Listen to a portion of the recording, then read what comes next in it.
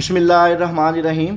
आज की इस वीडियो में हम डिटेल से बात करेंगे 9th क्लास का तर्जुमतुल कुरान का जो ऑफिशियली बोर्ड का पेपर पैटर्न है। इंशाअल्लाह ताला आप पंजाब के किसी भी बोर्ड से ताल्लुक़ रखते हैं, जो पेपर पैटर्न और स्कीम आज मैं आपके साथ शेयर करूंगा आपका सारा का सारा इसी पेपर में से आएगा।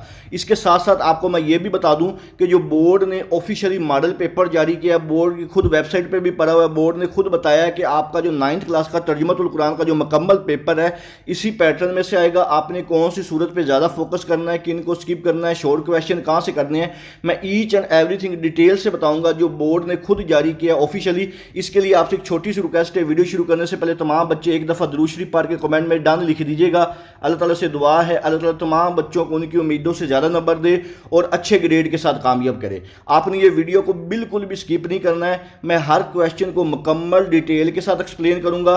और इस स्कीम पैटर्न के बाद जो बोर्ड ने ऑफिशियली मॉडल पेपर जारी किया है जिसके मुताबिक इस दफ़ा आपका जो पेपर आना है 2024 का वो भी आपके साथ शेयर करूँगा। वहाँ से आपको मुकम्मल आइडिया हो जाएगा कि सिर्फ और सिर्फ 2 घंटे की तैयारी से आप पूरे जो 50 नंबर है वो कैसे हासिल कर सकते हैं। तो सबसे पहले हम बात करते हैं आपका जो ऑब्जेक्टिव पेपर होता है जिसको आप MCQs वाला पेपर भी कहते हैं।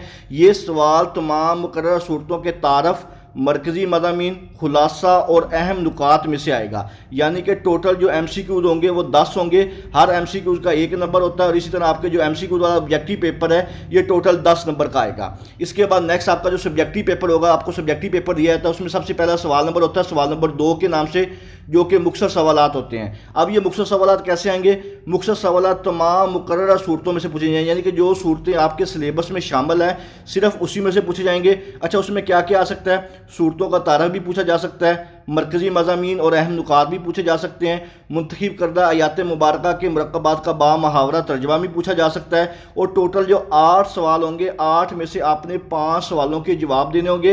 हर सवाल के 2 नंबर होंगे। इसी तरह अगर हम नंबरों की बात करें तो आपका जो सवाल नंबर 2 है ये टोटल 10 नंबर का होगा। और ये जो 10 नंबर आपके हैं ये आपने यह मैं आपको डिटेल से बता दिया, सूरतों का तारफ़ से भी पूछ सकता है, मरकज़ी मज़ामीन और जो अहम नुकात है वो भी, और जो आपके सिलेबस में कुरानी आयात शामिल है मैं आपको वो भी बता देता हूँ आपने कौन कौन सी कुरानी आयात करके जानी है, उसके मुताबिक आपका ये सारा पेपर आएगा। इसके बाद नेक्स्ट आपका जो सवाल नंबर 3 होगा पेपर में, जिसमें आपने कुरानी अल्फाज के कुछ मायने लिखने होते हैं। इसमें क्या होता है कि इस सवाल में मुंतखब कुरानी अल्फाज के मायने तहरीर करने होंगे।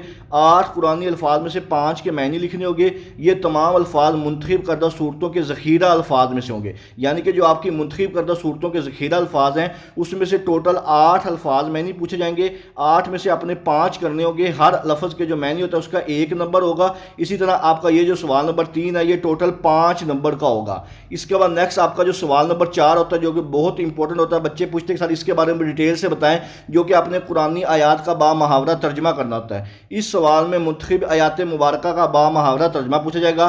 5 आयात में से 3 का बामुहावरा तर्जमा लिखना होगा। सिर्फ जो आपने बामुहावरा जो तर्जमा है आयात का सिर्फ वही लिखना होता है, लफ्ज़ ब लफ्ज़ लिखना होता है, इसमें गलती की कोई भी गुंजाइश नहीं होती। कुरानी आयात का तर्जमा है जो आपने 3 कुरानी आयात का तर्जमा लिखना होता है। हर कुरानी आयत के तर्जमे के 5 नंबर होते हैं। इसी तरह अगर हम सवाल नंबर 4 की बात करें तो टोटल 15 नंबर का आपका ये वाला सवाल नंबर 4 होता है। इसके बाद आपका जो लास्ट क्वेश्चन होता है क्वेश्चन नंबर 5 के नाम से, जिसमें आपने तफसीली नोट लिखना होता है। इस सवाल में कुरान करीम की मुकर्रर सूरतों के तारफ़, मरकज़ी मज़ामीन, खुलासा, अहम नुकात में से तफसीली सवाल पूछा जाएगा। सवालात में से किसी एक पर नोट लिखना होगा, यानी कि 2 होंगे, 2 में से आपने एक पे नोट लिखना है। और ये जो टोटल नंबर होते हैं इसके ये 10 नंबर होते हैं। ये भी आपको मैं बता देता हूँ कि आपने कैसे करना है, इसका ईजी वे कौन सा है। तो अब मैं आपके साथ पहले ये शेयर कर दूँ कि आपकी जो इस दफ़ा 9th क्लास में मुंतखब सूरतें हैं जिनमें से आपका जो लॉन्ग क्वेश्चन भी आएगा और कुरानी आयात अल्फाज मैंने भी पूछे जाएंगे। ये पहली सूरत मरियम है, इसकी बेटा आपने 30 या 36 जो कुरानी आयात है ये करनी है। सूरत ता की 25 से 370 जो है 25 से 37 जो है ये 0 नहीं है सॉरी 25 से 37 तक आपने कुरानी याद करनी है। इसी तरह सूरत अल-अंबिया की 30 तक 35 तक करनी है। सूरत हज की 60 से 65 से 69 तक करनी है। सूरत फुरकान की 63 से 73 तक करनी है, 77 तक सॉरी।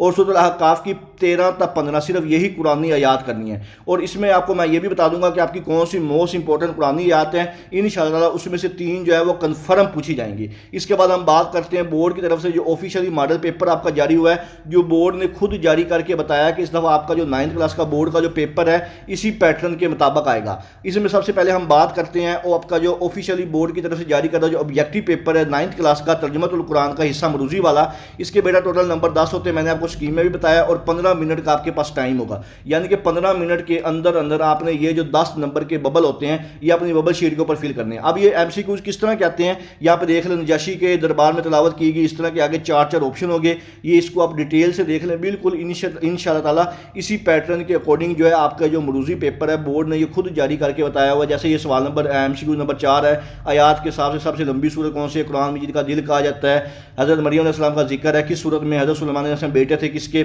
अल अकाफ का क्या मतलब है कि सूरतों के जो मायने हैं ये भी आपने लाजमी याद करके जाने हैं। इस तरह के भी आपसे जो सवाल है वो पूछे जा सकते हैं, लेकिन ये बहुत ईजी होगा, अपने बेटा बिल्कुल भी परेशान इसके बारे में नहीं होना है। इसके बाद हम बात करते हैं आपका बोर्ड की तरफ से जारी करता जो सब्जेक्टिव पेपर है, ऑफिशियली बोर्ड ने खुद जारी करके बताया इस दफ़ा कि 9th क्लास का जो पेपर है मॉडल पेपर, इसी के मुताबिक आपका जो बोर्ड का पेपर होगा इसमें टोटल नंबर जो इंशाइया के होंगे आपके 40 होंगे, 10 नंबर की आपकी मरूजी होती है, इसी तरह 50 नंबर का आपका टोटल पेपर होता है। और इसके लिए आपको जो टाइम होगा वो 1 घंटा 45 मिनट के अंदर अंदर आपने ये जो सब्जेक्टिव पेपर है ये सारा करना है। मरूजी के जो है वो 15 मिनट इसके अलावा हैं। इसके बाद हम बात करते हैं आपके सब्जेक्टिव पेपर में सबसे पहला जो सवाल नंबर 2 होता है, जो आपको मैंने स्कीम में भी बताया था कि इसमें आपके पास टोटल जो सवाल होते हैं वो 8 होते हैं।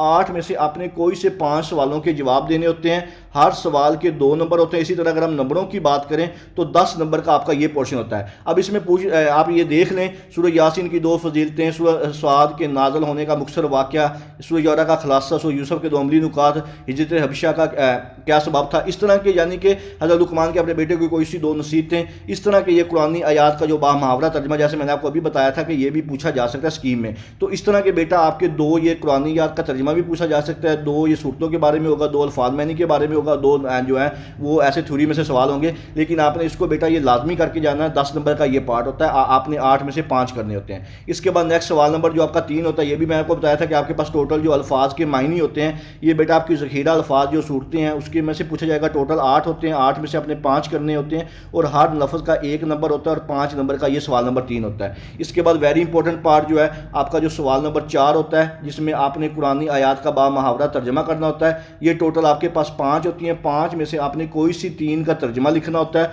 और हर के जो है 5 नंबर होते हैं। इसी तरह ये 15 नंबर का आपका ये सवाल होता है। लेकिन ये पांचों भी अच्छी तरह कर लीजिएगा, बहुत इंपॉर्टेंट है, क्योंकि ये बोर्ड ने खुद जारी किए हैं। इंशाल्लाह उम्मीद है कि इसमें से भी 1 से 2 पूछी जा सकती हैं। इसके बाद आपका जो लास्ट सवाल होता है जो कि बहुत इंपॉर्टेंट होता है, 10 नंबर का आपका सवाल होता है, सवाल नंबर 5 के नाम से, जिसमें आपने किसी एक मौजू के ऊपर नोट लिखना होता है। 2 सवाल आपको दिए जाते हैं, और ये आपकी मुंतखब करदा जो सूरतें सिर्फ उसी में से पूछा जाएगा।